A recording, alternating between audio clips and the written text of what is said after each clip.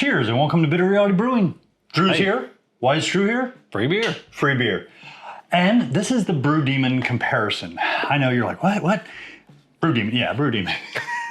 This is where I brewed the same beer on each one, but the difference was on one of them, instead of being 4.6 ABV, I used Mangrove Jack's HopHead yeast, and I added 4 ounces of corn sugar, which would thin it out a little, but it'll kick the ABV up to 6.5. So one of these is 6.5% ABV, and one of these had Mangrove Jack's HopHead yeast. The other one had the yeast that came with it, which it's house yeast. I don't know what it is. It's from Spates Brewery. Yeah, it's Bates Brewery, and well, we're assuming the yeast is from there. Hopefully, But the extract is, the hops are there. It's a New Zealand brewery, so we already know it's probably New Zealand hops, even though they don't tell you what hops are in here. I've already had a couple. This is going to be a semi-blind taste test, which means I know which one's which. Drew does not.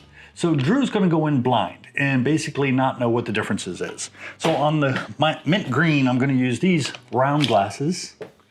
And over here on the cream or vanilla colored iGulu, we're gonna use these cool little shaped glasses. That way you can tell the difference, and one will come here. No, actually, they'll both go there. Oh, yeah. We're both getting one of each. But that way you can see the different glasses when he's picking them up, and it's easier to separate them. I use the iGulus for temperature control and serving because it's already carbonated. When it was done, they fermented at around 68 Fahrenheit for a full week, and then they cold crashed. And here we go. Let's pour them and do the taste test. You can pour that one if you want. All right. Figure about half glass of each. And you notice I haven't had any overcarbonation lately, so that's really, really good. I am using the new lids from iGulu. So there's one for you.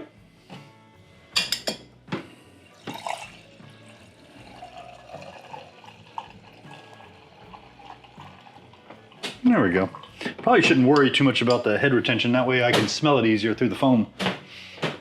But I've been using the new iGulu lids. So with the new lids, yeah, they don't overcarbonate. What? You should pour more than I did, that's all. Oh, sorry. But yeah, very, very beautiful caramel colored, very copper, definitely on the hazy side. It is definitely not clear. Definitely got some haze going. Looks darker than the other one. Or at least hazier than the other one, I mean. But it could just be the amount of liquid I put in there. I don't know. And there were bits of stuff in the malt, and it did look like I had a bit over here, so it may or may not have gotten all the bits out.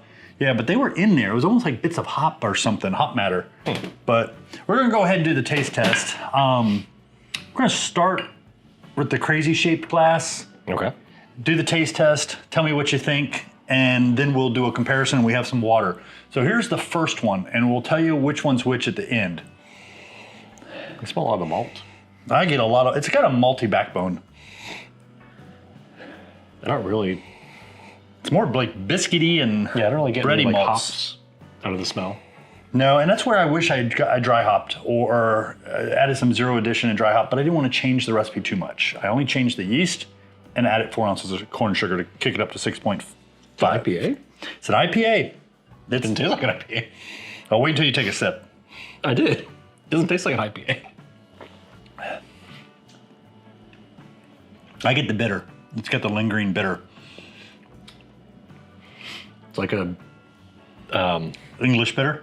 Yeah. It is not quite as dry as an English bitter, but it definitely has some of the nuances of an English bitter. It's got the bitter, it's got the nice malty backbone. I think if I ordered this... But it's not as dry as an English bitter.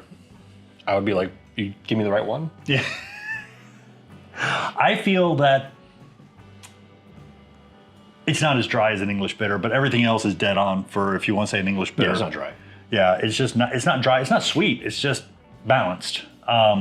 It's nice. I'm not gonna say it's if I had to give it a extract rating of 1 to 5, I'd probably give it like a 3.5 to a 4 because it's extract. If I want to say beer, I'm gonna give it about a 3. Yeah, it's a good beer. It's nothing special, nothing to write home about. It's fine. It's like a beer, you know.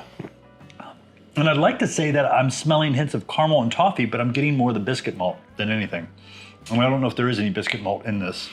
It is mostly just kind of bready. It's very bready. It's very, very bready. I mean, even the lingering as I'm tasting what's in my mouth still, it's very, very bready. It's nice. If you brewed this, you wouldn't be disappointed. You just may not be as excited. I would like to do this again, but add a 0 addition right at the end, and then turn around and maybe come back and dry hop it. Then it would probably be like a solid 4. Yeah. It'd probably be really nice. Actually, I'll do what he did. It's very nice. Yeah, like it's not a bad beer. And that is the cream colored iGulu. So we're gonna take a quick water sip and move over to the mint green. And we're gonna taste test this and smell it. Nice solid haze. There is tiny bits of stuff still floating. This has less of a malt smell to it, which makes me think it's the higher ABV one. Because it's been like thinned out. Yeah, it does not have as much breadiness. I almost smell like either a light caramel or toffee in the background, but very light, very, very light. I can taste the hops a little bit in this. I think this is the one that you adjusted. He nailed it. I'll give it away right now because it's got a bite to it and it's a nice bite. Mm-hmm. I like it. Let me see if I can give you the review here because everybody's always very critical and I'm usually a little nicer than most people on reviews.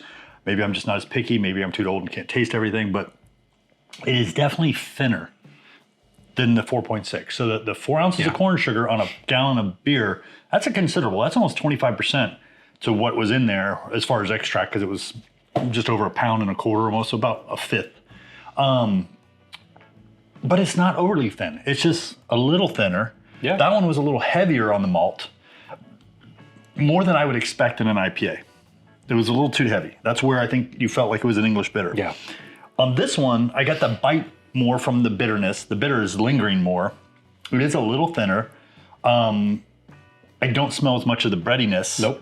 And I get a little hint of toffee or caramel in there, but it's so subtle I can barely tell which it is. And I like this better. I will say to me, there's not really much of a scent to it. But it didn't have a lot of hop aroma. But I can taste some of the hops now. This one, I almost want to say I smell some sort of a hop in there, but I can't tell you what it is. Mm-hmm. And it's very light. It's mixing with that toffee and caramel smell. Here's my theory, and this is a theory which I feel could be probably proven with somebody who's got some, more science background than I do. But when you take black coffee and you drink it, and I've mentioned this before in videos, and then you add some sugar to it, suddenly all these little nuances in that coffee really start to stand out. If you look at the top 10 IPAs around the country in the US, you will find that most of them are around what I call the magic number, 7%. This is 6.5. And occasionally like a 6.8 will make it up in those ratings. Usually they're at 7, 7.5. That is, your body doesn't really taste that alcohol so much unless it's very fossil fuel. What it does perceive is it perceives alcohol as sugar. So it's just like adding a little sugar to your black coffee. This has a little sugar in our minds. Yeah. So it's bringing out some more of the nuances, which is going to enhance the flavors and let us taste them more.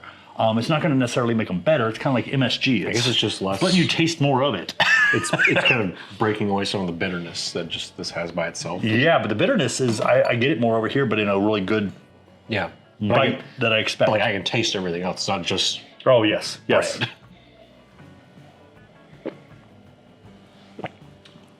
And I noticed the bread over here, but I kind of have to look for it a little bit. It's still here. It's just not as heavy. Yeah. Over there, it was all bread with maybe a subtle hint of caramel or toffee and some bitter. Nice bitter. Not quite as IPA West Coast style almost on the bitter because you got a nice bite. In the New Englands, you don't always taste it. Yeah. It's very mild usually. New England, yeah. Really. You got more of the haze going on than anything.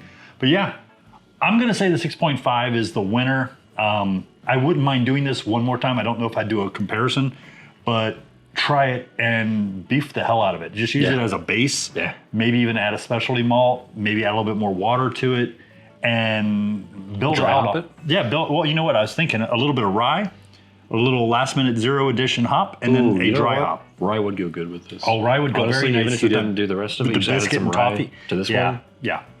like maybe 4 ounces of malt rye, not extract, because if it's extract, that'd be considerably less. But yeah, cheers. Don't forget, like, subscribe, keep sharing. I'm hoping to hit 10K by the end of the year. See if you can help me on that, double check. Sometimes the subscribe goes away for some stupid reason. Welcome to Google and YouTube. I don't know why, but it does. Happens less and less, but it happens. Cheers, I appreciate you. And BrewDemon, not that bad. Yeah, Spates.